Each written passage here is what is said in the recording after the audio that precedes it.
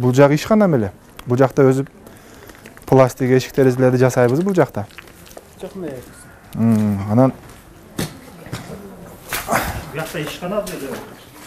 Бияк үйүм, бул жагы ишканам да эмездики.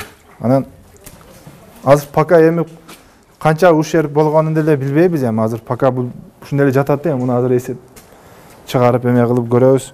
Исфана шаарынын тургуну Март Саттаров 2 майдагы селдин кесепетинен чакан ишканасы кыйла жабыркаган. Даяр буйртмалардын көпчүлүгү топон сууга агып кеткен. Мөндүр аралаш жааган жамгыр тоо тараптан селге айланып, кокус эле кечке жуук башталган. Пластик эшик терезелери, жасаган шаймандары кум шагалга аралаш агып кеткенине кайыл.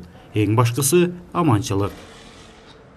Бул анча-мунча клиенттердикин даярдап койгон элек мурда, карантинден алдым. Анан алар карантин бүтсө алып кетебиз деп койгон, ошо ойдон турат эми.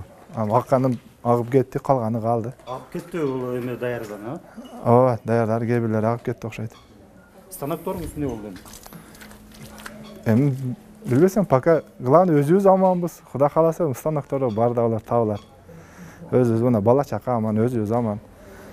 Эми бул жака дагы кичине аракет кылсак, дагы жакшы болуп кетет мындан дагы.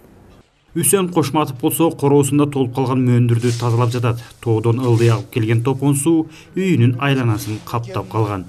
Үйүнө кирип чыгууга жол камдап жатат. Кечинде коопсуз жайга чыгып кеткен балдары да кайра келиши керек. 1 метр мөндүр жаады, көрүңүздөр, алмаларга зыян тийди. Үйгө кирген сел кирген, үйдүн аркасынан эшик жабык да, азыр ача албай жатабыз да. Ал мана тазалап жатабыз үйдүн ичини, тыштарыны. Райондук штабтын 3 майдагы жыйынында мөндүрдүн жана селдин кесепеттерин жоюу маселеси талкууланды. Ага ылайык жакынкы күндөрү суу жууп кеткен жолдор, электр таза суу куурлары калыбына келтирилет жана зыяндын суммасы эсептелип чыгат. Албетте кечээ күнү саат 18:30-дан баштап 19:45-ке чейин, 19:15-ке чейинки жааган бул нөшөрлүү жамгыр районубуздун аймагында бүгүнкү күндө биринчи жолу эмес, экинчи жолу өзгөчө кырдаалды жаратып отурат. Себеби катуу болгон куюндуу шамалдын кесепети дагы биздин районубуздун жашоочуларына бир топ өзүнүн кесепетин тийгизди. Кечээки жааган апат Исфана шаар мэриясында, Сумбул айыл өкмөтүндө, Тогуз булак айыл өкмөтүндө, Маргун айыл өкмөтүндө, Ак суу айыл өкмөтүндө, Бешкент айыл өкмөттөрүндө бир топ олуттуу зыяндарды келтирди.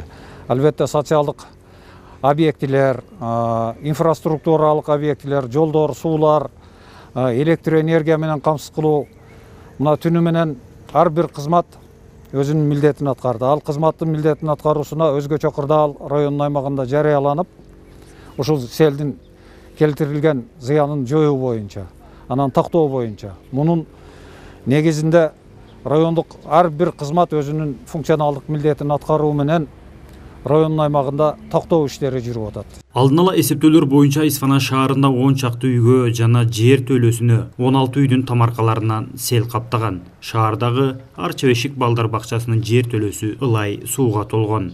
Өкмөт башчы Мухаммедкалый Абылгазиев да Исфана шаарында жүргөн селдин кесепеттерин жоюуга байланыштуу маселени талкуулаган жыйын өткөрдү. Жеңиш Айдаров, Азаттык, Баткен.